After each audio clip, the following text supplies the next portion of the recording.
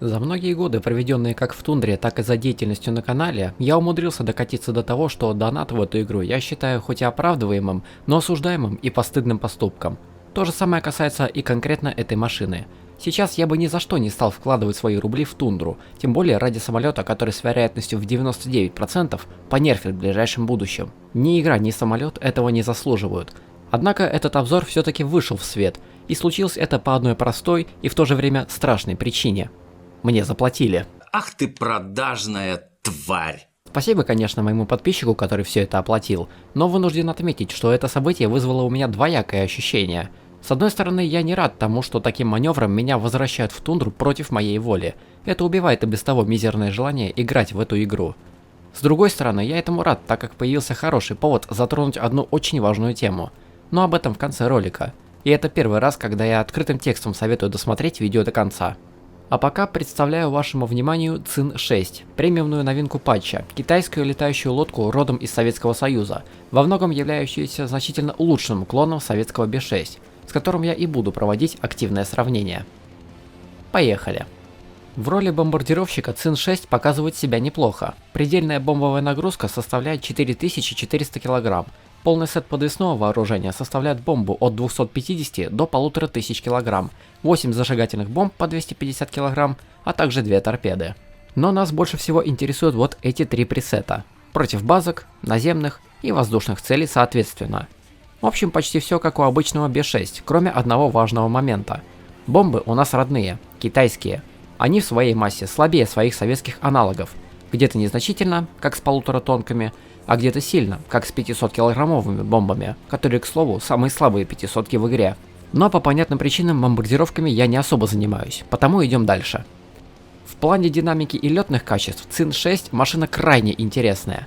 Вместо двух невысотных поршневых двигателей, как у B6, нам выдали два турбовинтовых двигателя на 4 с лишним тысячи лошадиных сил, которые выдают свою мощность даже на большой высоте.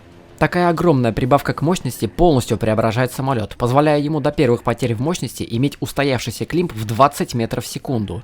Ни один двухмоторный бомбардировщик, даже Юнкерс 288, не может себе такое позволить. Картину портят поплавки, которые приходится отрывать самим, чтобы получить максимальную аэродинамику, и старый планер, который достался от B6 почти без изменений. Перегрузку машина держит немного лучше, а вот критические скорости остались прежними, что при нашей адской тяговооруженности весьма огорчает. К качеству работы с двигателями поначалу нет никаких вопросов, ибо они совсем не выходят на перегрев, но вдаваясь в детали, скрываются неприятные моменты. Первый. На самолете нет никаких радиаторов. В ситуациях, когда самолет разгоняется слишком сильно и нужно повысить лобовое сопротивление, чтобы хоть как-то притормозить, сделать этого нельзя, и это напрягает. Второй момент куда более критичный и напрямую связан с ручным управлением двигателем. Конкретнее. При ручном управлении двигателем Цин 6 ведет себя хорошо и предсказуемо.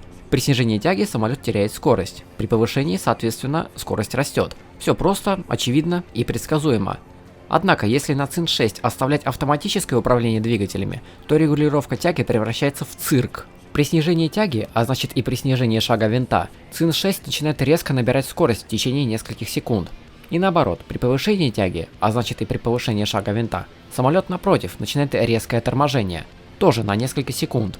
Дабы избегать таких неприятных моментов в работе с двигателями и сделать их работу более стабильной, настоятельно рекомендуется использовать RUT, чтобы автоматика не вмешивалась в регулировку шага винта. Благо пресет тут совсем простой. В плане бронирования и живучести Цин 6 представляет собой полную копию советского B6. Тут нет ничего нового, что стоило бы отметить, начиная от живучести конструкции и заканчивая пополнением топливных баков.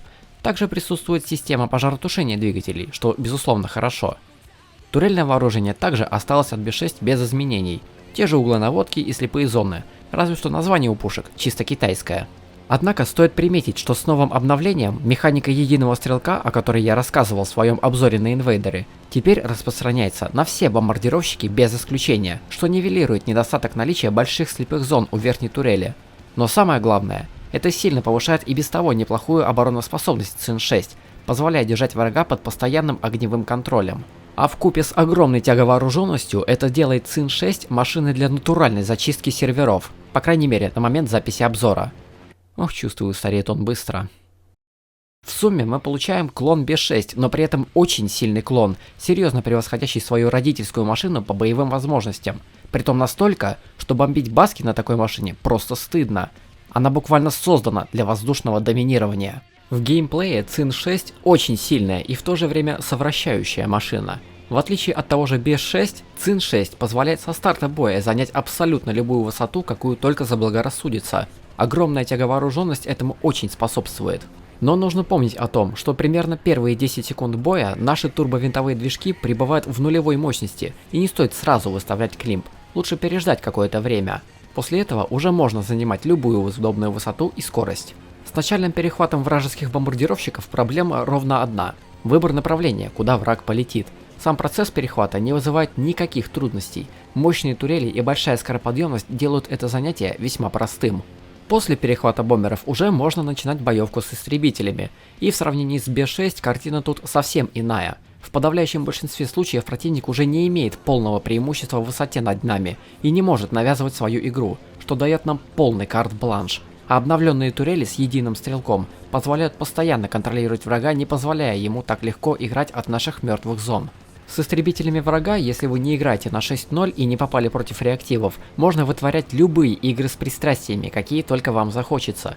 Подвешивать, пикировать, уничтожать виражи, иногда даже догонять. Цин 6 доступна такая непозволительная роскошь для бомбардировщика, как самому подвеситься за уходящим вверх противником и таки достать его. В пределах своих критических скоростей Цин 6 почти непобедимая машина. Почти, потому что косую стрельбу ее владельца, а также особо умных врагов, стреляющих уже с 1,5-2 километров, никто не отменял. Но, как я уже говорил, Цин 6 машина совращающая. Из-за своей огромной тяговооруженности и старого планера можно легко поддаться смертельно опасному искушению и выйти на такие скорости перегрузки, которые Цин 6 не выдерживает. Как, например, с этой Фокой 190, которая решила запустить по мне ракету с дистанции. Легко увернувшись от нее, я поддался искушению провести атаку и сразу же уничтожить Фоку. Но не обратил внимания на то, что я уже летел с достаточно высокой для Цин 6 скоростью. А когда понял, что натворил, спасать ситуацию было уже поздно, и я разрушился, едва закончив атаку. Свой фраг я, конечно, получил, но это позорная смерть и слишком высокая цена за сбитый самолет. В целом, главной проблемой для Цин 6 является разве что сам пилот этой машины, который может быть с непривычки плохо подготовлен к ее особенностям. Но если смотреть шире, то к Цин 6 и к человеку, который ее балансировал, ровно один вопрос. Какого черта эта машина забыла на 5.0? Возможно, тут замешан бизнес-баланс, но в любом случае со своим набором качеств и возможностей Цин 6 место на 5.7 или даже на 6.0 рядом с Юнкерсом 288, как минимум в воздушных боях. Хотя, как будет играться Цин 6 против условного МиГ-9, Пульксешторера или СК-60, у которых будет рабочий головной мозг, тоже хороший вопрос. Ведь на таких БР слабый планер Цин 6 будет очень сильным недостатком. Ладно, по воздушной части все. Что же касается совместных боев, то вынужден отметить, что мое восприятие машины тут вновь было искажено по причине отсутствия техники для фармачков Возрождения. И если в случае с Як-28 набор техники был просто неудовлетворительным, то в этот раз у меня наземной техники не было совсем. Вспомни я про это в нужный момент, вообще бы отказался снимать это видео, но отступать уже некуда.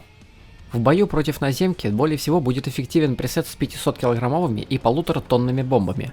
Все бомбы имеют раздельный сброс, что позволяет провести несколько атак на разные цели. 500-ки хоть и слабые и не наносят должный урон для своего калибра, но применять в первую очередь стоит именно их. 1,5-тонки стоит держать для скоплений противников, но больше всего для только что появившихся зенитчиков, чтобы избавляться от них максимально быстро. Пушечные зенитки будут страшным противником для достаточно крупной летающей лодки, пусть и ставшей более динамичной. Да и успевшая попить крови БТР-152D тоже будет иметь с нами дело. Борьба с воздушными целями остается типичной для совместных боев. Против нас играет только фактор внезапности, которым враг может воспользоваться, ибо из-за шума наших двигателей услышать приближение врага будет непросто. Все остальное уже находится во власти пилота Цин 6. В конце концов, машина сильная и может не только постоять за себя, но и даже отыграть роль истребителя ПВО, перехватывая бомбардировщики, в частности П-8. Обобщая, можно сказать, что Цин 6 действительно выбивающаяся из основной массы машина, на редкость сильный клон и, на данный момент, одна из сильнейших машин на своем боевом рейтинге, если не самая сильная. А раз это премиумная машина, то стоит вопрос, брать или не брать. И тут я перехожу к самой важной части видео. При всей очевидности сильных сторон Цин 6, также должно быть очевидно, что самолет обязательно будет понерфлен, так или иначе.